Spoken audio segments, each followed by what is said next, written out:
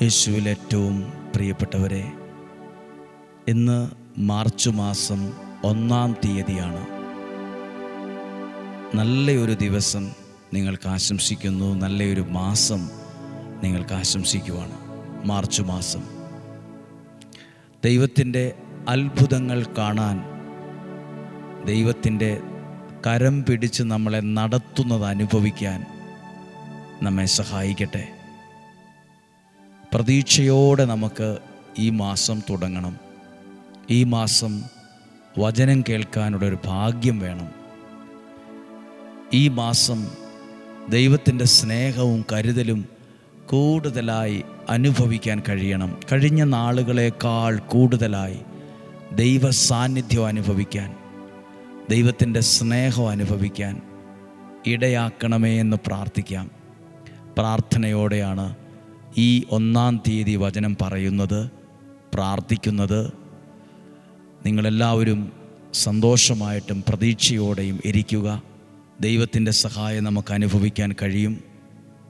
എല്ലാ ദിവസവും വചനം കേൾക്കണം എന്നൊക്കെ പറയുന്നത്, വിലയുള്ളതിന് വില കൊടുക്കുമ്പോഴാണ് വിലയുള്ളത് നമ്മുടെ ജീവിതത്തിൽ വരിക.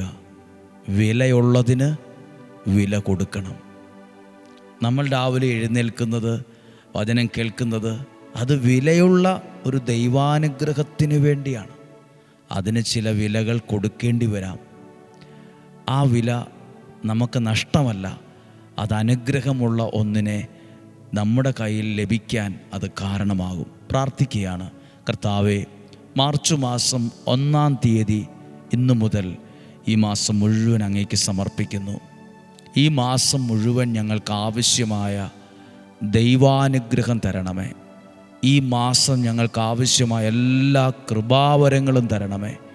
ഈ മാസം ഞങ്ങൾക്ക് ആവശ്യമായ എല്ലാ ധൈര്യവും ശക്തിയും പ്രചോദനവും ഉന്മേഷവും ഉണർവും എല്ലാം ഞങ്ങൾക്ക് നൽകണമേ. ഈ മാസം ഞങ്ങളുടെ ജീവിതത്തെ അങ്ങ് തന്നെ കൈപിടിച്ചു നടത്തണമേ. ഇന്നർപ്പിക്കുന്ന വിശുദ്ധ കുർബാനയിൽ നിങ്ങളെ ഓർത്ത് പ്രാർത്ഥിക്കും. നല്ലൊരു 1-ാം തീയതി നിങ്ങൾക്ക് ആശംസിക്കുന്നു, പ്രാർത്ഥിക്കുന്നു. നമുക്ക് പ്രതീക്ഷയോടെ ഈ വചനം കേൾക്കാം. ഉൽപ്പത്തി പുസ്തകം 31-ാം അധ്യായം 3-ാമത്തെ വാക്യം. ഉൽപ്പത്തി പുസ്തകം 31-ാം അധ്യായം 3-ാമത്തെ വാക്യം. കർത്താവ് യാക്കോബിനോട് അരുളിച്ചെയ്തു, നിന്റെ പിതാക്കന്മാരുടെയും ചാർച്ചക്കാരുടെയും നാട്ടിലേക്ക് തിരിച്ചു പോകുക, ഞാൻ നിന്നോടുകൂടെ ഉണ്ടായിരിക്കും. കർത്താവ് യാക്കോബിനോട് പറഞ്ഞൊരു വാക്കാണ് 3-ാമത്തെ വാക്യം. നീ ചാർച്ചക്കാരുടെയും നിന്റെ പിതാക്കന്മാരുടെയും നാട്ടിലേക്ക് തിരിച്ചു പോകുക. ഇവിടെ ദൈവത്തിൻ്റെ വാക്കാണിത്, ഒരാഹ്വാനമാണ്. ഇതനുസരിച്ചാൽ എഴുതിയിട്ടുണ്ട്, ഞാൻ നിന്നോടുകൂടെ ഉണ്ടായിരിക്കും. ഇന്നും അങ്ങനെയാണ്. ദൈവത്തിൻ്റെ വാക്ക് കേൾക്കുന്നവരോടുകൂടെ ദൈവം ഉണ്ടായിരിക്കും. ദൈവത്തിൻ്റെ വചനം കേൾക്കുന്നവരോടുകൂടെ, ആ ഭവനത്തിൻ്റെ കൂടെ ദൈവ സാന്നിധ്യവും ഉണ്ടായിരിക്കും. യാക്കോബിനോട് ദൈവം പറഞ്ഞ, നിന്റെ പിതാക്കന്മാരുടെയും ചാർച്ചക്കാരുടെയും നാട്ടിലേക്ക് തിരിച്ചു പോകുക. ആ വാക്കനുസരിച്ചാൽ ദൈവം യാക്കോബിനോട് പറയുവാണ്, ഞാൻ നിന്നോടുകൂടെ ഉണ്ടായിരിക്കും. ഡെയിലി ബ്ലെസ്സിങ്ങിൽ വചനം കേൾക്കുമ്പോൾ, ഓരോ മാസവും ഓരോ ദിവസവും വചനം കേൾക്കുമ്പോൾ ദൈവ സാന്നിധ്യമാണ് നിങ്ങളുടെ കൂടെയുള്ളത്, നിങ്ങളുടെ മക്കളോടുകൂടെയുള്ളത്. ഈ വചനം അയച്ചു കൊടുത്തിട്ട് കേൾക്കണമെന്ന് പറഞ്ഞ വ്യക്തി ഈ വചനം കേൾക്കുമ്പോൾ അയാളിൽ, ആ കുടുംബത്തിൽ വന്നു ചേരുന്നത് ദൈവ സാന്നിധ്യത്തിൻ്റെ ഒരു തണലാണ്. ദൈവം തന്നെ കൂടെ ഉണ്ടായിരിക്കും. ദൈവത്തിൻ്റെ വചനത്തിന് വില കൊടുത്താൽ ദൈവവും ആ വ്യക്തിക്ക് വില കൊടുക്കും. ദൈവത്തിൻ്റെ വചനത്തിന് വില കൊടുത്താൽ ദൈവവും ആ വ്യക്തിക്കൊരു വില, ആ കുടുംബത്തിനൊരു വില, ആ കുടുംബത്തിനൊരു സംരക്ഷണം ദൈവം തന്നെ കൊടുക്കും. ദൈവം കൂടെ ഉണ്ടായിരിക്കും എന്ന് പറഞ്ഞു. ഇനി 6-ാമത്തെ വാക്യം യാക്കോബ് പറയുവാണ്, എൻ്റെ കഴിവ് മുഴുവൻ ഉപയോഗിച്ച് നിങ്ങളുടെ പിതാവിന് വേണ്ടി ഞാൻ പണിയെടുത്തിട്ടുണ്ടെന്ന് നിങ്ങൾക്കറിയാമല്ലോ. എന്നിട്ടും നിങ്ങളുടെ പിതാവ് എന്നെ ചതിക്കുകയും 10 തവണ എൻ്റെ കൂലിയിൽ മാറ്റം വരുത്തുകയും ചെയ്തു. പക്ഷേ എന്നെ ദ്രോഹിക്കാൻ ദൈവം അവനെ അനുവദിച്ചില്ല.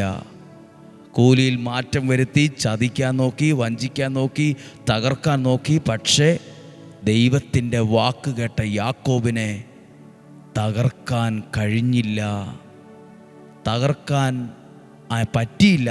അതാണ് ദൈവത്തിൻ്റെ ഇടപെടൽ. ശ്രദ്ധിക്കുക, യാക്കോബ് പറയുവാണ്, എൻ്റെ കഴിവ് മുഴുവൻ ഉപയോഗിച്ച് ഞാൻ അധ്വാനിച്ചു ആ വ്യക്തിക്ക് നന്മയുണ്ടാകാൻ. അത് നിനക്കറിയാമല്ലോ. എന്നിട്ടും നിങ്ങളുടെ പിതാവ് എന്നെ ചതിച്ചു, 10 തവണ കൂലിയിൽ മാറ്റം വരുത്തി, എന്നെ മാനസികമായും ശാരീരികമായും ബുദ്ധിമുട്ടിച്ചു. പക്ഷേ ദൈവത്തിൻ്റെ വചനം കേട്ട, വാക്ക് കേട്ട യാക്കോബ് പറയുക, പക്ഷേ എന്നെ ദ്രോഹിക്കാൻ ദൈവം അവനെ അനുവദിച്ചില്ല. ദൈവത്തിൻ്റെ വാക്ക് കേൾക്കുമ്പോൾ കിട്ടുന്ന ഗുണം എന്തെന്നറിയുമോ? ദൈവത്തിൻ്റെ വചനം ഒരാൾ സ്വീകരിക്കുമ്പോൾ കിട്ടുന്ന ഗുണം എന്താണെന്നറിയോ? നമ്മളെ ദ്രോഹിക്കാൻ, തകർക്കാൻ, ചതിക്കാൻ, പല രീതിയിൽ ഇല്ലായ്മ ചെയ്യാൻ പലരും പല പണിയും നടത്തിയാലും ദൈവം അത് സമ്മതിക്കില്ല. മന്ത്രവാദി വിചാരിച്ചാലും, കൂടോത്രക്കാരൻ വിചാരിച്ചാലും, ക്ഷുദ്രപ്രയോഗം ചെയ്യുന്നവൻ വിചാരിച്ചാലും, അസൂയക്കാരൻ വിചാരിച്ചാലും, ഏഷണിക്കാരൻ വിചാരിച്ചാലും, എത്ര ആളുകൾ ശക്തമായി വിചാരിച്ചാലും ദൈവം ആ വ്യക്തി തകരാൻ, ആ വ്യക്തി ഇല്ലാതാകാൻ, ആ വ്യക്തി പരാജയപ്പെട്ടു പോകാൻ ദൈവം സമ്മതിക്കുകയില്ല.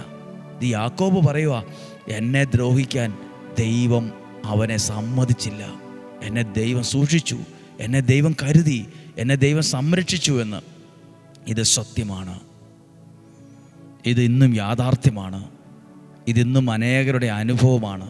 എൻ്റെയും നിങ്ങളുടെ അനുഭവമായി മാറട്ടെ. പ്രിയപ്പെട്ടവരെ, നമ്മളിന്ന് പ്രാർത്ഥിക്കുവാണ്. ഇന്ന് 1-ാം തീയതിയാണ്. ഈ വചനം ദൈവിക സംരക്ഷണത്തിന് കാരണമാവും. നമുക്ക് ഈശോയുടെ ആശീർവാദം 1-ാം തീയതി സ്വീകരിക്കാം. കർത്താവേ, ഈ 1-ാം തീയതി അങ്ങയുടെ ജനത്തെ, ഡെയിലി ബ്ലെസ്സിങ്ങിൽ വചനം കേൾക്കുന്നവരെ ഒന്നിച്ചനുഗ്രഹിച്ച് പ്രാർത്ഥിക്കുന്നു. പരീക്ഷ എഴുതുന്ന കുഞ്ഞുങ്ങൾക്ക് വേണ്ടി പ്രാർത്ഥിക്കുന്നു. നല്ല വിജയമുണ്ടാകാൻ പ്രാർത്ഥിക്കുന്നു. ദൈവാനുഗ്രഹം ഉണ്ടാകാൻ പ്രാർത്ഥിക്കുന്നു. ദൈവത്തിൻ്റെ ഇടപെടൽ അനുഭവിക്കാൻ ഇടയാകണമെന്ന് പ്രാർത്ഥിക്കുന്നു. രോഗങ്ങൾ, അപകടങ്ങൾ, ദുർമരണങ്ങൾ, മൂപ്പെത്താത്ത മരണങ്ങൾ, അപകടങ്ങൾ, ചതികളിൽ നിന്നും, വഞ്ചനയിൽ നിന്നും, നിരാശയിൽ നിന്നും, കുറ്റബോധത്തിൽ നിന്നും ഞങ്ങളെ സംരക്ഷിക്കണമേ. ഒരു തരത്തിലും ആരാലും ഉപദ്രവിക്കപ്പെടാൻ ഇടയാകാതിരിക്കട്ടെ. ഒരു ദോഷവും വരാതെ, ഒരു തിന്മയും വരാതെ, ഒരനർത്ഥവും വരാതെ ഞങ്ങളെ സംരക്ഷിക്കണമേ. സന്തോഷവും സമാധാനവും പ്രതീക്ഷയും തരണമേ. ഇന്നും ജീവിക്കുന്ന ദൈവത്തിൻ്റെ നാമത്തിൽ നിങ്ങളെ അനുഗ്രഹിച്ച് പ്രാർത്ഥിക്കുന്നു. ഈ ഒരു മാസം വചനം കേൾക്കാൻ ഭാഗ്യമുണ്ടാകട്ടെ. ഈ മാസം വചനം കേൾക്കുമ്പോൾ എനിക്ക് ദൈവം ഇടപെട്ടു എന്ന് പറയാൻ ഇടയാകുന്ന ഒരു സാക്ഷ്യമുണ്ടാകട്ടെ. ദൈവം എന്നെ സഹായിച്ചു എന്ന് പറയുന്ന ഒരു സാക്ഷ്യമുണ്ടാകട്ടെ. ദൈവം എനിക്കിത് ചെയ്തു തന്നു എന്ന് പറയാൻ കഴിയുന്ന വിധത്തിൽ ഒരു അനുഗ്രഹവും, ഒരു സൗഖ്യവും, ഒരു സാക്ഷ്യവും നിങ്ങൾക്കുണ്ടാകട്ടെ. ഇന്നും ജീവിക്കുന്ന യേശുവിൻ നാമത്തിൽ ഏൽപ്പിച്ച് പ്രാർത്ഥിക്കുന്ന ഇപ്പോഴും എപ്പോഴും എന്നേക്കും ആമേൻ. നാളെയും 5:30 ഒരുമിച്ച് കാണണം. നാളെ തിങ്കളാഴ്ചയാണ്. നാളെ കേൾക്കുന്ന വചനം നിങ്ങൾക്ക് അനുഗ്രഹമാകും. നാളെയും 5:30 തന്നെ ഒരുമിച്ച് വചനം കേട്ട് പ്രാർത്ഥിക്കുക.